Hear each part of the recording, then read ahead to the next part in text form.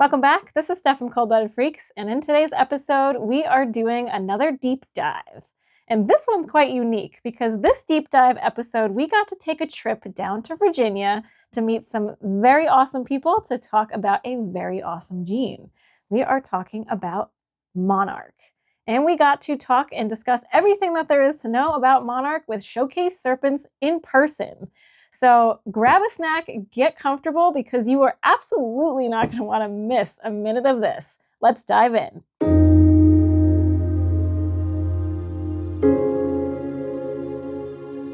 So I'm Sebastian, this is Adam, and we're with Showcase Serpents, and we've been friends for 15 years now, close, a long time, we had our own separate collections, and then probably 10 years ago now, we combined our collections, and this is our first iteration of building a facility together. So it's been a journey. We built this up from the ground up, combined our collections, and here we are. This is, people come visit us, people are always, we love hosting people, and people are always kind of amazed what we built, but it's been a 10, 12-year journey. This didn't happen overnight. It was a labor of love, but you guys did a great job. Well, it's beautiful. It's great having you here. This is pleasure. It's absolute pleasure having you here. Really, ball python breeding or reptile breeding, I say often it's a team sport. We don't succeed by ourselves. We succeed because of the friends we have in the industry and by sharing. What's the point of you in your basement by yourself breeding snakes? No one knows about it. You want people to come and see. You want to visit. You want to show animals, and it's inspiring. And we go visit other breeders, and we're inspired by this. We're inspired by that, and yes. And there we go. So awesome. Again, thank you for joining us. Thank you for having us. This is I feel like a once in a lifetime opportunity for us. So we wanted to come down here and do this for sure with you guys. Thank you. Thank you.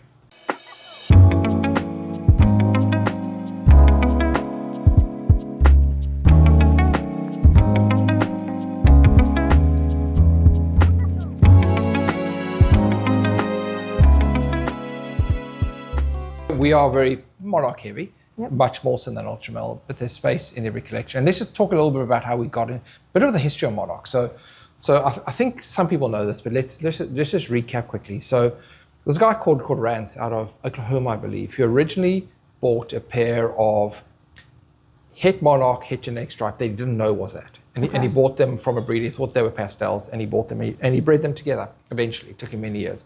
In 2009, he produced a Monarch genetic stripe. It's like, wow, where did this come from?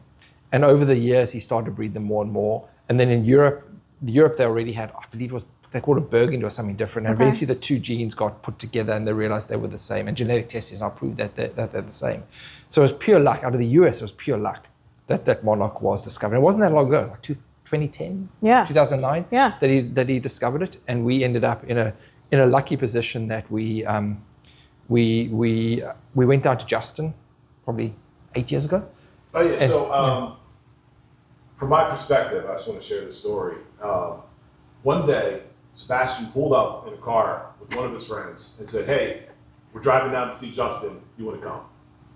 And I was like, bear in mind, it's a 9-hour journey. Oh my God. In Virginia. He pulled up, he said, "Hey, we're going to go visit Justin." Talk about being sporadic. Just do it. I jumped in the car and we took off on a road trip to see Justin. Wow. And while we were there in that visit, Justin was showing us around and showing us some of the new things he had gotten. And one of the things that we were going through is I saw Monarch, and I said, I hadn't heard of that. We opened it up, and I was just blown away by the colors. I had never seen Monarch. I'd never seen anything like it. Ultramel's the closest thing I saw, but it was similar in a way, but also very different, very distinct. And from the moment I saw that Monarch, I just been, blown away by the product. Yeah. This is such a visual industry. And we probably sell half our Monarch stuff from people coming to visit us. Okay. And they see Monarch, they've never seen it before, and they want to see Monarch, and they come and see it with us. And they'll go like, damn, that looks so much better than I'd ever imagined. And it was the same with us, same with Adam. You kind of saw photographs of it. We'd heard about it previously, like, whatever. And you visit like, actually, damn, that gene's amazing. Yeah. And that's what we got into. We did a breed alone because there was nothing available. We did a breed alone with Justin. We got a male. We produced some double hits with a clown female we had. I never thought he would go for it. I was so happy when he, because you were talking about maybe we do breeder alone, and I was like, oh no way, you know. And very interesting experience, I'm sure. Very cool. And it was so cool. Yeah. When the boy arrived, I was just blown away, and so happy to pair him up. He produced our first double hats, our very first Monarch stuff, and it really started the journey. Yeah, and then the point I spoke about earlier as well is we then looked across the world for the right monarchs. And so I literally scoured the globe to find our first monarch clown that we needed, our first monarch pied that we needed, our first monarch desert ghost, and we got them all across Europe. And I think people know the story, but we bought them from a guy out of Belgium, we bought them from a guy out of Sweden, there was another guy in France, and we shipped these individual snakes from all over the world to get because none of them were available in the US. It was totally unavailable, and they are much more available now, partly due to us, partly because others have also bred them. But it was generate the cash, produce animals that we potentially aren't going to keep back, generate the cash, go to Europe, find the right people, buy the animal, get it shipped, and it's a painful process. Yeah. But now we've got this base stock that is really powerful that we can now build on, which we are. We don't have that many exciting visual monarchs to show today because we've got a ton of hits and double hits and triple hits and quad hits that are now 2-3 years away. Come back in 3 years' time and we're like, hopefully you go like, wow, what the hell's that? Yeah. But it's been a journey. We continue to keep our eyes open on what's available across the world because there's stuff being produced in Belgium that we just don't have, and it will save us 3 years. Yeah, absolutely. We go and buy. There was an acid monarch that Adam still wants that we probably will go and buy an acid monarch, which will save us 3 years. Yes. And then we're on our way. Yeah. Sometimes it's worth it to invest into importing something instead of waiting 5 years, 10 years, like you're saying, to get that exact animal that they already have. Exactly right. Exactly. We also, when you're at the edge of the project, you can't always, I want a full het or something like that. So we ended up taking a chance on a bunch of 66%, 50% het clowns, Monarch het clowns, Monarch het desert ghosts. Got them in, found out who was het, who wasn't, and and then once you prove out that het, it's enormously beneficial to the project. And with genetic testing now, which it is before genetic testing. Yeah, before genetic testing, I mean, you're really gambling sometimes. But now with genetic testing, that gamble is still a little bit there, but you can confirm whether your gamble was worth it pretty quickly. So it's crazy not to genetically test if you can. Right. If it's now, if it's now, 100%. And we genetically test a lot of stuff. So do we. A lot. Yeah. Probably a quarter of the snakes in this collection have been genetically tested somewhere along the line. I mean, I trust the quality of genetic testing a lot, but we still, there's human error, so we always double check to make sure. Yeah. But it's an absolute game changer. We've been all in on it since it became available. Okay, yeah. As soon as we could, we were sending sheds out as well. It's very, very awesome to be able to have that.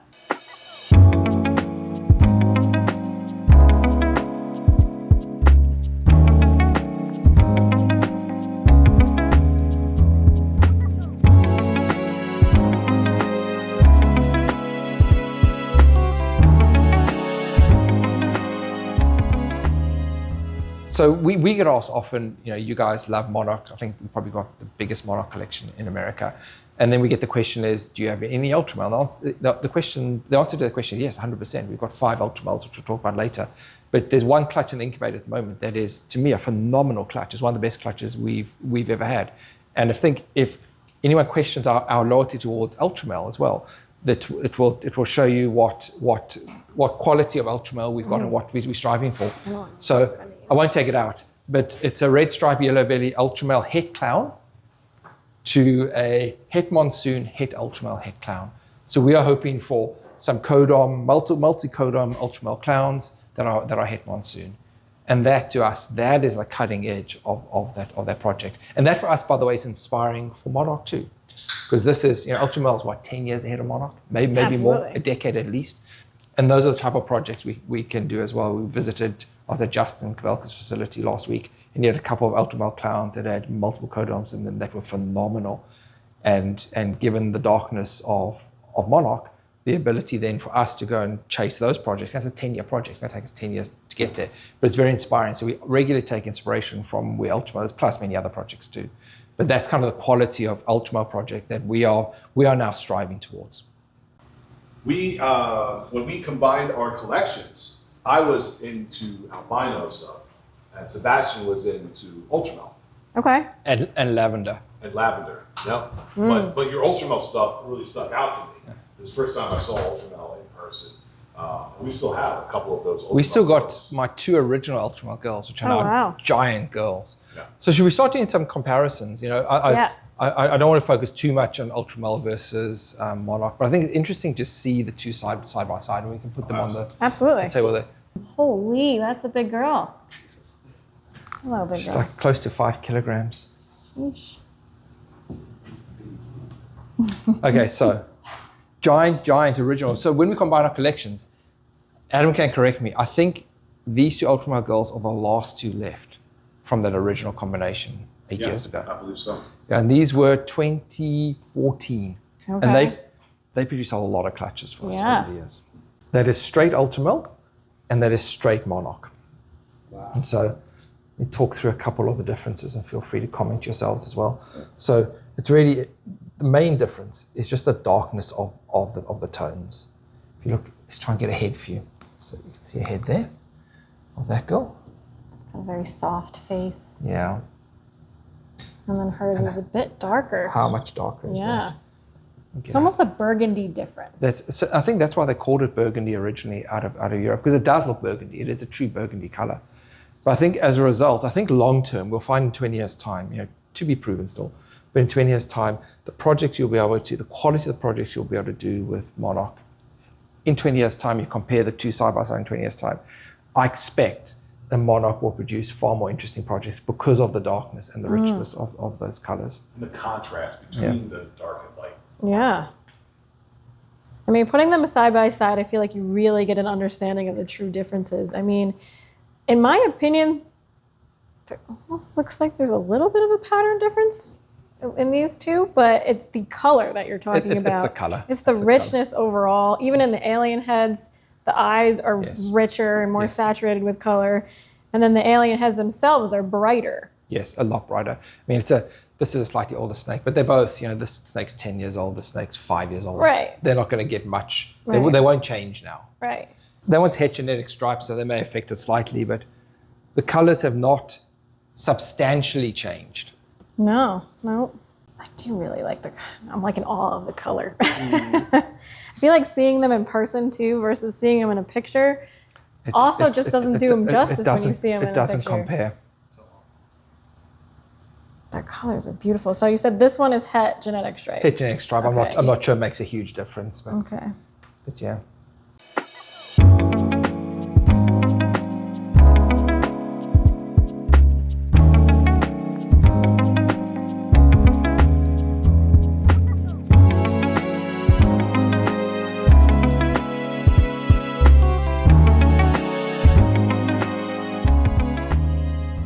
Two animals we produced last year, which was the first for us by a long way. So ultamel Desert Ghost and the softness of the colors is just remarkable. And then Monarch Desert Ghost. Now, this I feel like you can clear as day see that richness difference and the brightness of Monarch versus ultamel. Yes. They're both absolutely stunning animals. They're both stunning animals. Yeah. This ultamel has more of that purple hue to it that's stunning. And then the Monarch has that, like you're saying, that burgundy coloration. And the that contrast drips between the two is incredible. it just gives it that pop against that yellow background. Absolutely right. So I'm noticing with Monarch, see how like ultamel, you get the whole head is kind of blushed out, if you will, but Monarch gives you almost a top, like right at the top of the head. Top. Yep. Yeah, it's just the top always. Okay. Hopefully they have more examples. But yeah, it's typically a blushing just at the top. That's why it's hard to ID pastel in Monarch sometimes. So it blushes it out. It blushes it out, and it blushes certain spots out. It won't blush the whole snake like pastel does. Yeah. Monarch hides pastel very well. Yeah. Okay. That's one thing I love is you don't lose your head stamp with Monarch. Yeah. In a lot of pastel combinations, the pastel washes out the head stamp. Absolutely. In Monarch, regardless of the pastel, you keep the head stamp. I Love the DG in there. So Monarch Het Desert Ghost. So we can do, based on your question you just asked, let's do the comparison. So Monarch Het Desert Ghost and Monarch Desert Ghost. Very, very pretty. I'm loving how soft that contrast is. Makes it creamy. Yeah, it makes it creamy. Even in the Monarch, you can see how it has a little that little blushing. Yeah, right on the face. I'm a big fan of the Desert Ghost. I just love that gold color, the way it just softens the brown a little bit. But it keeps those burns. And what's interesting, this is the mom Oh, of wow. this. So this is a Monarch Desert Ghost as well. Wow. She's a good few years old now. Yeah, like 5 years old. She came from Belgium. Very, very pretty. I know this sounds really like you're nitpicking the details, but when I get close to where those contrast lines, there's almost this burst of like orange. Yep. And I just find those little details so intriguing. Very, very pretty. They really, truly are more impressive in person than they are in a picture. And that's why, video. honestly, half of our It's sales okay. are people visiting Yeah. and seeing for the first time. And like, wow, I didn't expect it to look as crazy as that. Yeah, They come with high expectations because it's a gene that's getting a lot of traction, but it doesn't, until you see it in person, it doesn't compare. I love it. I didn't think it could get any cleaner, but it has. This was my favorite snake from last year. It's And we beautiful. produced some amazing animals last year. That was my favorite. Seeing the potential too in this animal, just seeing that, I mean, it's just Monarch DG. It's just Monarch. And once you Yeah. add some incomplete dominance on there, We've just hatched out genetic stripe, het Monarch, het Clown, het DG.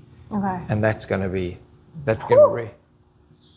This Bubblegum. It reminds me of bubblegum. That's what I always say. Yeah. This boy is we produced last year. He is black pastel Desert Ghost Het Monarch.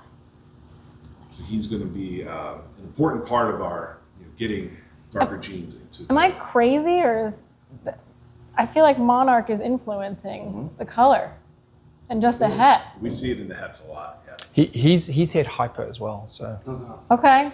Yeah. So the hets are definitely poking through. I mean, you don't get that on a black pastel on the dorsal like that. and take it one It's step almost further. peach. Take this one step further. Same snake, but got spot nose in it as well.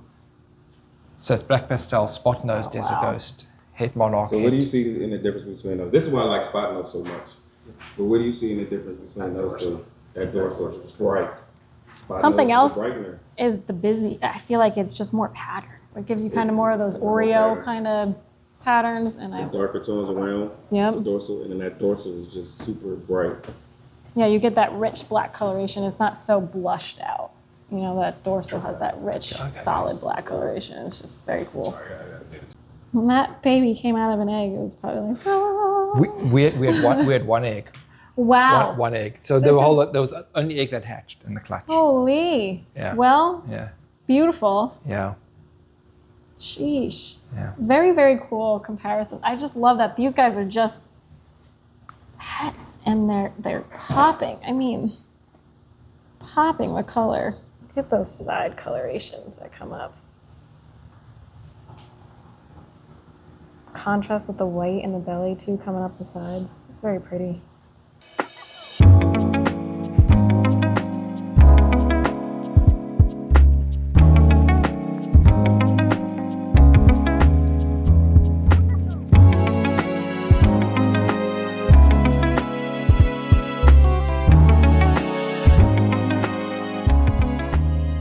Ultramel, I mean, every Monarch and Ultramel, as they interact with other genes, you get different results. And I was really happy with Monarch Pied.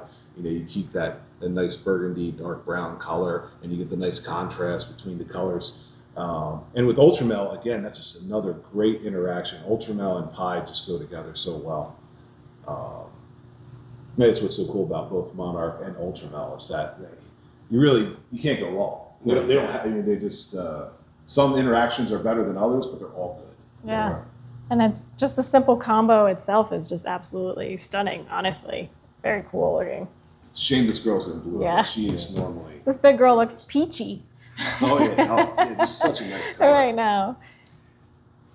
You know, this is an example though of what. So we've just put this girl up for sale on MorphMarket, and the reason is she's now not quite powerful enough for us in the ultamel project. She's a powerful girl. We've had her 10 years, but now we're moving more and more towards ultamel projects that she just doesn't fit into. Right. But she's a great girl for someone else. You know, someone else wants to get into the ultamel pied project. She's such a great big girl for someone else. But for us now, you know, We're focusing our ultamel project more to the pattern.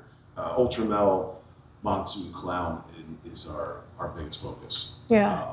And unfortunately, you know, there's so many different combos, but you have to stay focused. You can't get too fragmented with especially when you're working with a lot of recessives.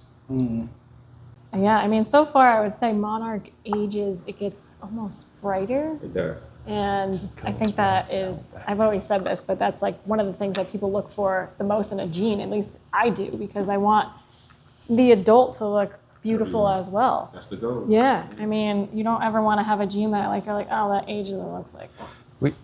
we held this girl back. She was a holdback from last year. Enchy, for So sure. she's Enchy, Orange Dream, Yellow Belly, Hi. Pied, Het Monarch. You're one of my favorite genes, just Enchy. And so hopefully we produce Monarchs next year with, you know, 2 or 3 codoms in them. That is beautiful, though. Yeah, we've got a couple of females. Yeah, I can't wait to see what that looks like. That's gonna look crazy. We held back a few.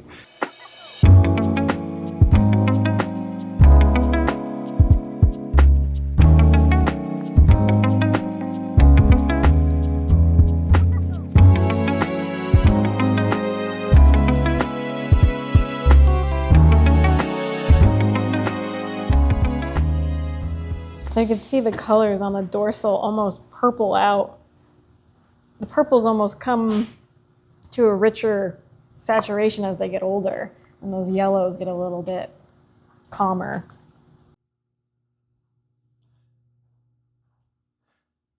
And then the younger sister from very recently. Oh, wow.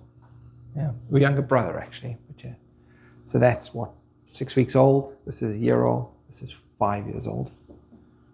And seeing that age process, you really do see that brightening aspect that Yes, we were just yes. talking about. Very, very cool. And now I think, what do we want to add in here? Is it Desert Ghost? right. Is it Black Pastel? Starting point. Is it So Monsoon? much to do.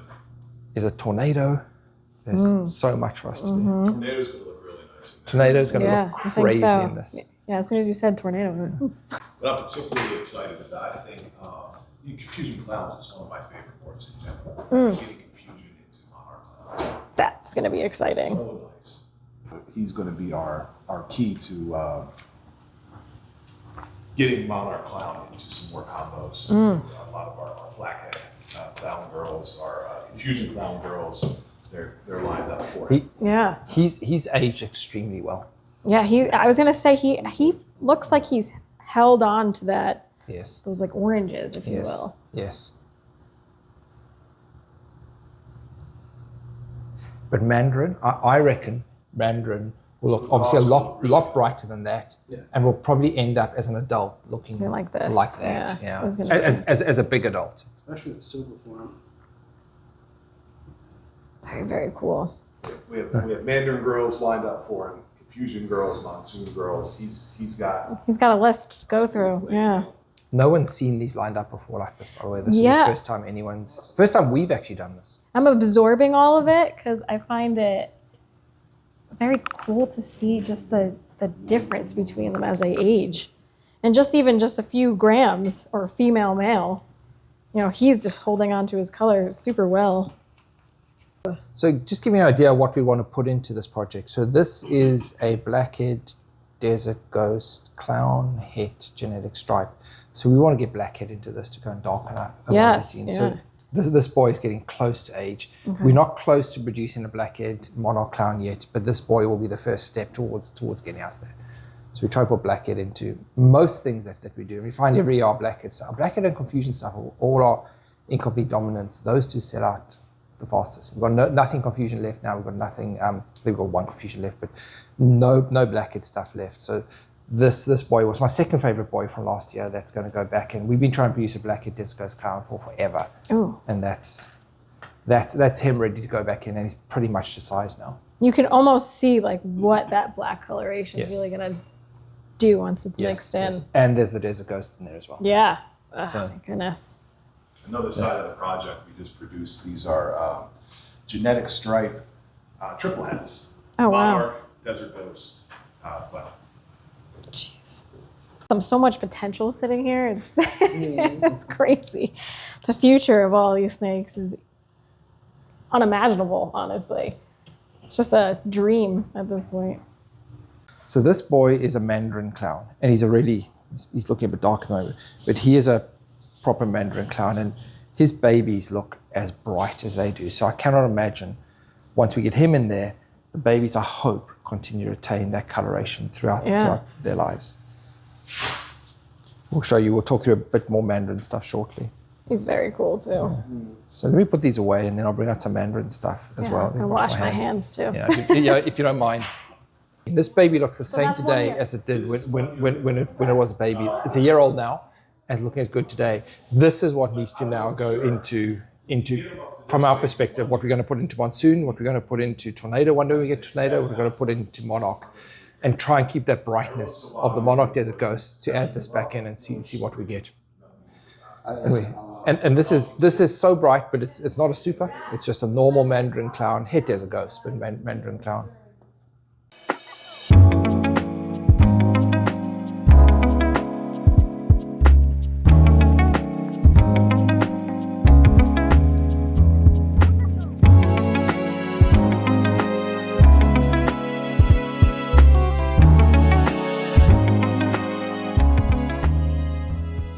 So this boy here was a joint project with me and Showcase. I am biased because it's to the darker genes. So I was able to pick this up from Palumbo Pythons. I believe he's out of ball pythons at this moment. But this is a Hurricane Monarch. And what drove me to this was the darkness it brought while still having the blushing inside the dorsal. Including the busyness and the pattern. Now, personally, this isn't the greatest example of Hurricane, but at the time there were only 2 created. This was several years ago. And now I believe Canadian Regis, she's produced several. But this boy has been extremely busy, both at my place, and he's been putting in work here. And hopefully we'll be able to share some awesome babies with you all soon. Yeah. Very, very cool. Couple things you can try. Number 1. And this is a big boy. This is an example of what Monarch does with age. It looks just as amazing as it did as a baby. Yeah. Nothing has changed. I love what you're saying too with the darkening, because you could really see it in this animal. Like really the potential that's there in the darkening genes. Just wait to see what we plan to do with them. Yeah. Got some cool things coming. Super Pastel Monarch. I see a little bit of the influence of the super pastel on the head, but the rest of the body. I think the Super Pastel actually helped, like the blushing. It's a lot brighter in here, but I think it blended well. Yeah. That's why I feel Monarch handles pastel very well.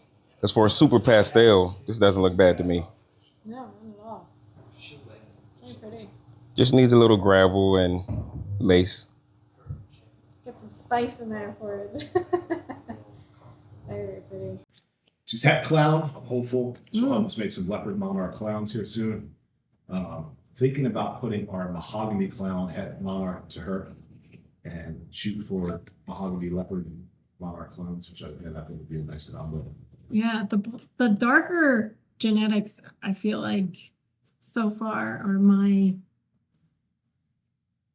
interest. Monarch was made for. Yeah, it's definitely, I feel like they complement each other so well. This is cinnamon monarch. Now, this is a stupid question. Have you guys compared them next to like a caramel? We don't have any caramel. We would, but we Okay. don't have any to. Because I had a caramel that looked very much like this, and I go, whoa. I mean, we've had ultramels with lots of different combos in them that look like monarchs. Okay. Adding red stripe to ultramel darkens it, you know. Yellow belly, enchi, mojave, monarch. You see the influence of the Mojave, very strong. I love Enchi Monarch eyes. They just that's the best. Very cool. All right, so I have a couple questions for you.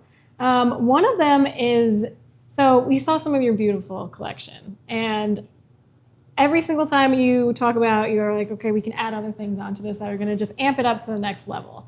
What would be your next steps? What do you want? What's your goal, your end goal with Monarch? Like, where do you want to go? What's your dream, do you think? I know that's a loaded question. Yeah. It's very hard. Okay, so yeah, that's a hard question to answer. I'm not going to answer. I'm going to answer a different question, if that's okay. Okay. So what's our end goal? There is no end goal.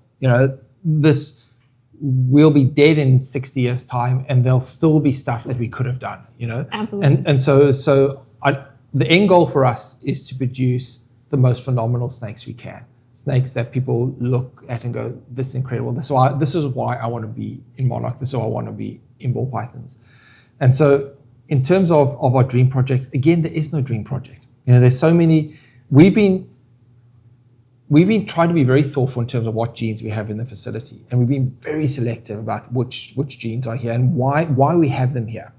And we've gone and sold off certain genes. We've gone and added certain genes, and we are very careful, particularly when it comes to recessives. What gene are we going to add in next? And we are now starting to head towards the tornado path, which I think everybody wants to head towards.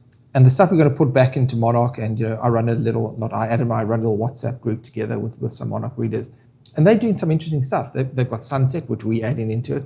They've got Zebra, or Zebra as the rest of the world call it. It's our animal in South Africa. We call it what we want. But yeah, that's Zebra, which we don't have. And we don't have Zebra, not because we don't like Zebra, because we physically don't have the space for it. Mm-hmm. Keeping back recessives is a space-intensive exercise. Absolutely. And genetic testing has helped a lot. We don't have to keep back all those possible hits. Has helped a lot.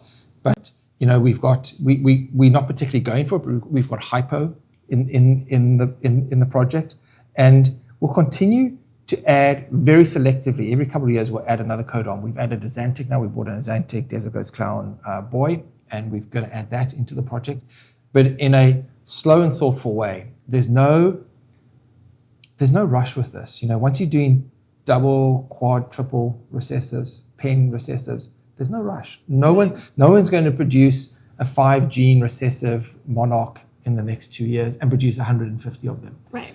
So I don't feel pressure. What I do feel pressure on is starting, and I think all of us within that group and within the Monarch community, start producing some more visual snakes, because we've all got tons of hits now, and interesting times are coming. But let's get some crazy visuals that start to really push this project forward. People are sharing a lot of what they're doing, but it's kind of similar-ish stuff. Now's our chance to start, and all of us together, I feel responsibility from all of us to start pushing projects that are really cutting edge in the Monarch project, and make people go, wow, I want to get into Monarch. And it's becoming a very popular gene. We sell all the Monarch we produce every year, and the het Monarchs we sell every year. But we won't ever produce a het Monarch again. We'll never produce a visual Monarch again. There'll always be hits for something and something and something. So I failed to I totally haven't answered your question. I've answered the question I wanted to answer. You did though. And yeah. Because in a way, that's the correct answer. Because we don't have an end goal with any of our projects, like you're saying. Everything we're doing, we're just trying to slowly add the most appropriate thing to it to just take it to that next level and then go to the next level after that. There's no ceiling to the project. It's just to see what direction each thing leads us. And then share it widely and do breeder loans and collaborate with other breeders about you go down this path, I'll go down this path. We'll combine in 3 years' time, and not make this an individual sport, because it truly isn't. Yeah, it takes a community to work on these projects. It really does, and it's fun. This is why we're all here today. It's fun. Yeah. You're here alone in your basement. By the time you've done all the feeding, all the cleaning, all the breeding, all the sales, all the marketing, etc., it's a lot of work. Yeah. And it gets really lonely really fast. And it's not fun to do it by yourself at 2 a.m. Cleaning out snake cages for the 5th year in a row at 2 o'clock in the morning isn't fun. Yeah. You know, if everyone's honest, if it's fun, it might be fun for some people, it's not fun for me. But I think most people don't enjoy kind of a lot of the repetitive tasks when it comes to looking after both rodents and snakes. And by having friends who do it with you, truly care about you and care about the projects you're doing, how much more fun is that? Yeah. I mean, you have a great facility and a great team with you, and I find it awesome that you have this community to help you and even bounce each other, like ideas off of each other. That's so invaluable, and I feel like everyone's like, well, I'm going to hide this from this breeder or anything like that. And sometimes discussing it with breeders that think differently than you do is the best, because that helps you kind of compare and contrast. Convince us otherwise. Convince us we are wrong, and we're regularly wrong. Yeah. You know, and we regularly don't think of certain ideas and directions to go. And having people that challenge us. I don't want people just saying yes to everything. I want people saying actually yes, but. Yeah. Yes, but, you know, what about this? What about that? And I may not want to go down that path. We may not want to go down that path, but it's a path that I hadn't thought about, that we hadn't thought about, and challenge each other in life. I mean, that's a key to success in life. We've got no ego in this game at all. And tell us the way you're doing something, and if it's better than what we're doing, we will embrace it. Now, what would you tell breeders that are thinking about getting into Monarch that may not have, or thinking about making the investment? What direction or what advice in general would you give them to enter into this direction with ball pythons? I think it's hard not to. You really need to be thinking longer term. You know, a base Monarch now is a reasonably priced animal. It's $1,000 for a base Monarch. But I would be thinking, what females have you got that you could put to that base Monarch to produce double, triple, quadruple hits that are going to get you forward in the project and help you catch up? Because, you know, there's a lot of people that have gone a reasonably long way, but, you know, we're still 20 years away from actually burning out the project. In fact, probably a lot longer than that, because there'll be more genes discovered. But if you can focus on adding value to the project long term, not buying an animal and putting Monarch to Monarch, because, you know, in 2 years' time they'll be half the price that they are today. Right. But what females have I got that I can put that to? Have I got a desert ghost clown female and produce triple hits? Have I got a yellow belly, whatever desert ghost clown female that's now not a particularly expensive animal, but you could buy a really nice desert ghost clown female with 2 or 3 incomplete dominants in it, and put that to a Monarch, you know, or buy a Monarch head clown, because that's not that expensive a snake now. Yeah. And start to produce some really great double and triple hits with multiple incomplete dominants in them, and then really have those holdbacks that you know, in 2 years' time you'll be producing stuff that other people aren't. What can you produce that not everybody else is producing? Absolutely. Can you stand out? And it doesn't take that much money to stand out. It takes some bravery, and it takes some strategic thinking, and you can produce some animals that nobody else has produced. Because look, we've shared pretty much today the majority of what we've got in terms of Monarch. It's not that much, you know, and we're probably ahead of almost everyone else, but there's plenty, there's so much. Yeah. There literally is 20, 30 years worth of stuff we can do. Yeah, in 3 years, this is going to look completely different. And Totally different. in 12 years, it's going to look astronomically different. Yes. So it's very interesting. But I thank you very much for letting us come out here and explore your facility. Sebastian, Adam, you guys have been wonderful. I really, really appreciate this experience. So it's always a joy hosting people. And I know you drove 5 hours to come down, you stayed overnight, you're going to drive 5 hours back today. On a Sunday afternoon, the traffic's going to be heavy. So, you know, you're welcome back any time. Thank you. Whether you want to do content or whether you just want to come and see us and talk snakes. And appreciate you very much for coming. I feel like I could stay here all day and talk snakes. Yeah. This is like, I always call this geeking out, because there's so many of us out there, but there's so little of us at the same time that you're able to actually geek out with. So this was a wonderful experience, and I'm so grateful. Absolute joy having you both, and thank you so much for coming. Thank you. Okay. I really hope you guys enjoyed this episode. This was quite a unique experience for us. Being able to go to another facility and being able to see all of their collection and be able to talk to fantastic Sebastian and Adam about everything that they do there. And my favorite part, believe it or not, was the community they have behind them and the people that they have. They have multiple different keepers that were also there with us chatting about all this, and it was just so much fun. I'm so jealous, and I'm so envious of the connection that they have and the friendship that they have with local breeders, because this community is quite vast, and sometimes you might not know that there could be somebody working with ball pythons or the reptile that you like right down the street from you. And you guys can help each other out and learn as you both grow and advance your own companies. Don't forget to like and subscribe because we are going to have more deep dives.